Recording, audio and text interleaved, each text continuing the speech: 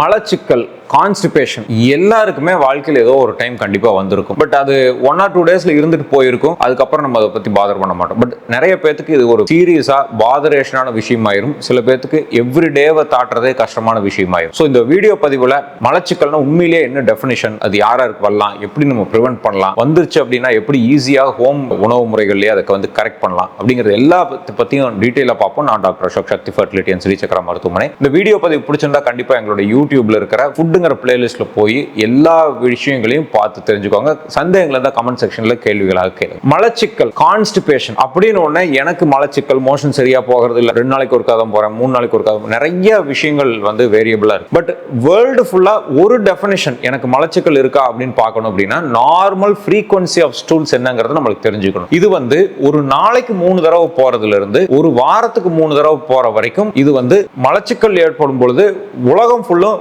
மலச்சிக்கல்னா என்ன அப்படிங்கறத டெஃபினிஷன் தெரியணும் அப்படின்னா எத்தனை தடவை போறது நார்மல் அப்படிங்கறது நம்மளுக்கு தெரிஞ்சுக்கணும். அதாவது ஒரு நாளைக்கு 3 தடவை போறதுல இருந்து 3 நாளைக்கு ஒரு தடவை மோஷன் போற வரைக்கும் இது நார்மல் தான். அதுக்கு மேல போகாம இருந்தா தான் அது பேர் கான்ஸ்டிபேஷன் அர்த்தம். ஆனாலும் கன்சிஸ்டன்சி ஆஃப் ஃபுட்டும் இதுல ஒரு மேஜர் ரோல் ப்ளே பண்ணுது. மலம் நல்லா கழியறதுக்கு 3 முக்கியமான விஷயங்கள் தேவைப்படும். என்ன அப்படின்னா ஃபர்ஸ்ட் பல்க் ஆஃப் ஸ்டூல்ஸ் நிறைய இருக்கணும். சாப்பிடாதவங்க, விரதம் இருக்கிறவங்க ரொம்ப லோ வால்யூம் இருக்கு, அப்போ நார்மலா போகாது. இரண்டாவது முக்கியமானது அந்த பல்க் ஆஃப் மோஷன்லயும் ஈரப்பதம் நிறைய இருக்கணும், வாட்டர் கண்டென்ட் நிறைய இருக்கணும். இதுக்கு தான் நிறைய விளக்கெண்ணெய் குடிக்கிறது, தண்ணி நிறைய குடிக்கிறது, இதெல்லாம் பல்க் நல்லா இருக்கணும். மூன்றாவது மூவ்மெண்ட், ஏதாவது குடல் இயற்கையாவே டிசைன் பண்ணது கம்ப்ளீட்டா பெருங்குடல்ல வந்தோடனே அதுல இருக்கிற எல்லா சத்துக்களும் அப்சர்வ் ஆயிட்டு அதுல இருக்கிற நீர் பதங்கள் எல்லாம் கம்மி பண்ணி மூவ்மெண்ட் தள்ளி தள்ளி கொடுத்து மோஷன் வெளியே ஏற்படும். இந்த மூவ்மெண்ட் பண்ற சிஸ்டம்ல ஏதாவது குறைபாடுகள் இருந்தாலோ இல்ல அதுல ஏதாவது அடைப்புகள் இருந்தாலோ மலச்சிக்கல் ஏற்படும். சோ பல்க் முக்கியம், அதுல இருக்கிற வாட்டர் கண்டென்ட் முக்கியம், பிளஸ் மூவ்மெண்ட் முக்கியம். 3 நல்லா இருந்தா தான் நார்மல் மோஷன் போக முடியும்.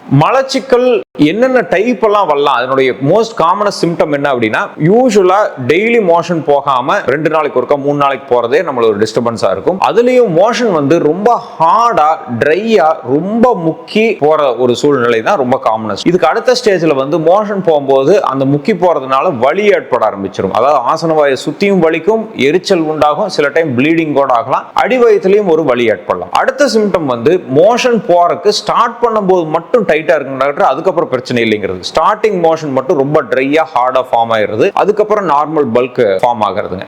அடுத்தது ப்ளீடிங் ஆகுது. ஆனஸ் போர்ஷன்ல ஒரு ஃபிஷர் ஆகலாம், மலச்சிக்கல் ஆகிறதுனால ஃபிஸ்டுலா ஆகலாம், ஆப்சிஸ் ஆகலாம். இந்த மாதிரி அதர் ப்ராப்ளம்ஸ் இருக்கிறதுனால ஏற்படுற மலச்சிக்கல். கடைசி இம்பார்ட்டன்ட் மோஷன் போற ஆசனவாய் மற்றும் மலக்குடலோட இன்பில்ட் ப்ராப்ளம்ஸ், அதாவது டீஃபிகேட்டரி மூவ்மெண்ட் டிசார்டர்னு சொல்லுவாங்க. நார்மலா ஆசனவாய் விரிவடைஞ்சு மலக்குடல் கண்ட்ராக்ட் ஆகி மோஷன் வெளியிடலாம இந்த சிஸ்டத்தில் ஏதாவது ஒரு ப்ராப்ளம் இருந்து ஏற்படுற மலச்சிக்கல்கள் கடைசி விதம். மலச்சிக்கல் யாருக்கெல்லாம் ஏற்படலாம் அப்படின்னா மெயினா இந்த 5 பேர் ரொம்ப கேர்ஃபுல்லா இருக்கும். நம்பர் 1 ஃபைபர் அவாய்ட் பண்றவங்க. ஃபைபர் நிறைய ஃபைபர்ஸ் வெஜிடபிள்ஸ் தான் இருக்கு. நான்வெஜ்ஜை விட, ஃப்ரூட்ஸை விட, தானியங்களை விட வெஜிடபிள்ஸ்ல தான் ஃபைபர் கண்டென்ட் ரொம்ப அதிகமா இருக்கு. அதனால நம்ம சாப்பிடும் பொழுது பொரியல்லையோ கூட்டுலையோ குழம்புலையோ நிறைய வெஜிடபிள்ஸ் ஆட் பண்ணிட்டே போனோம்னா இந்த ஃபைபர் அதிகமா இருக்கு. இரண்டாவது தண்ணி அவாய்ட் பண்றவங்க. ஒரு நாளைக்கு நார்மலா சராசரியா 2.5 ல இருந்து 3.5 லிட்டர் தண்ணி எல்லாருமே பருகணும். தண்ணி தான் அந்த மோஷனோட அந்த லூஸ்னஸையும் லாக்ஸிட்டிவிட்டியும் கிரியேட் பண்ணுது. அதனால தண்ணி கம்மியா குடிக்கிறவங்களுக்கு கண்டிப்பாக மலச்சிக்கல் ஏற்படும். மூன்றாவது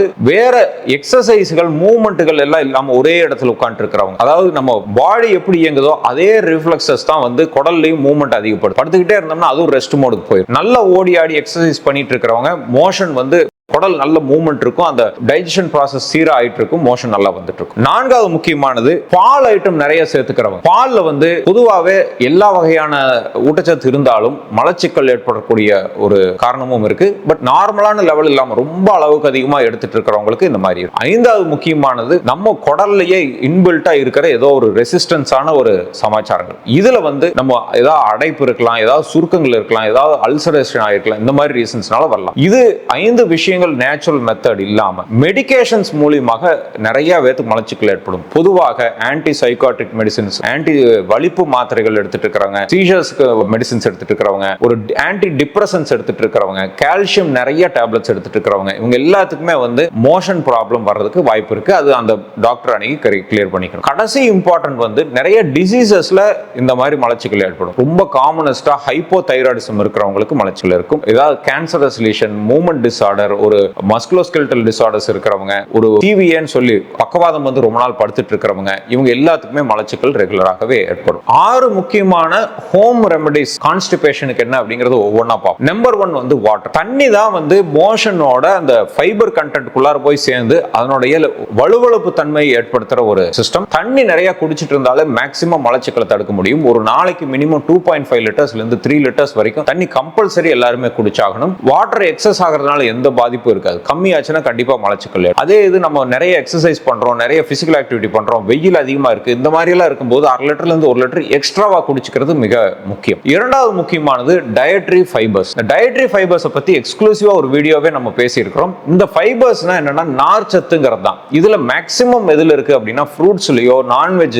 ஐட்டம்லயோ சீரியல்ஸ்லயோ இதெல்லாம் கிடையாது. நிறைய வெஜிடபிள்ஸ்ல தான் டயட்ரி ஃபைபர்ஸ். இந்த டயட்ரி ஃபைபர்ஸ் வந்து 2 வகைகளாக பிரிக்கலாம். நம்ம வந்து soluble dietary fibres and insoluble dietary fibres. Insoluble அப்படின்னா அது வந்து டைஜஷன்ல ஒண்ணுமே ஆகாது, ஃபைபராவே தான் இருக்கும். அது வந்து அதுதான் வந்து பல்க் வந்து ஃபார்ம் ஆகிறதுக்கு உதவுறது. இதே சால்யூபிள் ஃபைபர்ஸ் அப்படிங்கிறது இது வந்து தண்ணியை வந்து உறிஞ்சி வலுவழுப்பு தன்மை ஏற்படுத்துறதுக்காக நிறைய கிரியேட் ஆயிரும். இதுதான் வந்து நம்மளுடைய அந்த சாஃப்ட்னஸ் ஆஃப் ஸ்டூல்ஸையும் கிரியேட் பண்ணும். அதாவது சால்யூபிள் ஃபைபர்ஸ் வந்து சாஃப்ட்னஸ் கிரியேட் பண்ணும், இன்சால்யூபிள் ஃபைபர்ஸ் வந்து மோஷனோட பல்க கிரியேட் பண்ணும். சோ இது பொதுவாவே எதுல எல்லாம் இருக்கு அப்படின்னா இன்சால்யூபிள் ஃபைபர்ஸ் வந்து மெயினாக வீட், வெஜிடபிள்ஸ், கிரெயின்ஸ், எல்லா வகையான பழ வகைகள் இதுல எல்லாத்துலயுமே வந்து இன்சால்யூபிள் ஃபைபர்ஸ். இதே இது சால்யூபிள் ஃபைபர்ஸ் வந்து இந்த ஓட்ஸ், பார்லி கஞ்சி, நட்ஸ், நடக்கடலை, இந்த மாதிரி சீட்ஸ் வெரைட்டிஸ் இதுல எல்லாத்துலயுமே சால்யூபிள் ஃபைபர்ஸ் நிறைய இருக்கு. இது எப்பவுமே ஜெல் மாதிரி ஃபார்ம் ஆகி மோஷன் வந்து ரொம்ப சாஃப்டா வச்சுக்கிறதுக்கு உதவியாக இருக்கும். மூன்றாவது முக்கியமானது வந்து காஃபி.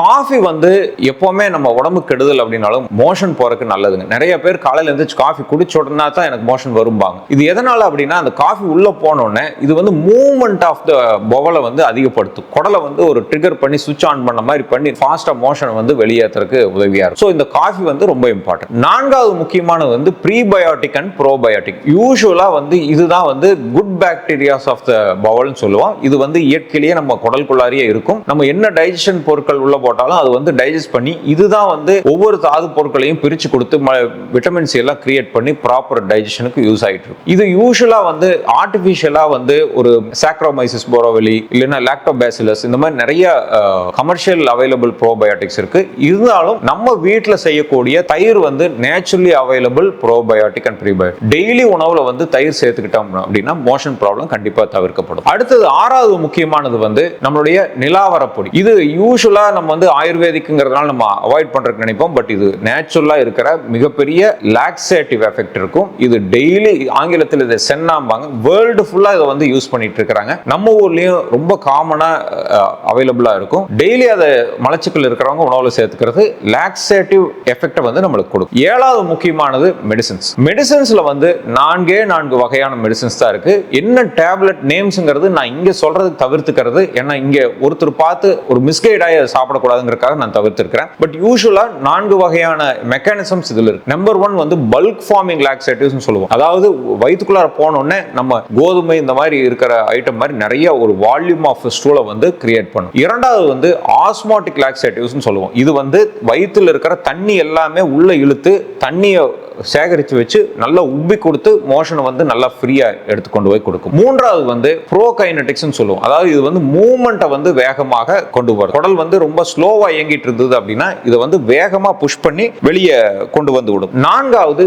Stool softness. இது வந்து யூசுவலா நம்ம விளக்கெண்ண மாதிரி சொல்லுவோம். அதாவது சாஃப்டா மெதுவா மோஷனை மாத்திட்டாலே அது ஃப்ரீயா வந்துடும். ஸ்டூல் சாஃப்ட்னஸ் சொல்லுவோம். ஸோ இந்த 4 வகையில நிறைய மெடிகேஷன்ஸ் இருக்கு. எந்த மெடிகேஷன் வேணாலும் உங்களுடைய மருத்துவரோட பரிந்துரை பேர்ல எடுத்துக்கிறது மிக முக்கியம். இந்த வீடியோ பதிவுல நிறைய விஷயங்கள் மலச்சிக்கலை பத்தி நம்ம பேசி இருக்கிறோம். ஏதாவது சந்தேகங்கள் இருந்தா கமெண்ட் செக்ஷன்ல கேள்விகளாக கேளுங்க. ஆரோக்கியமான வாழ்க்கை வாழ அன்பு வாழ்த்துக்களுடன் டாக்டர் அசோக்.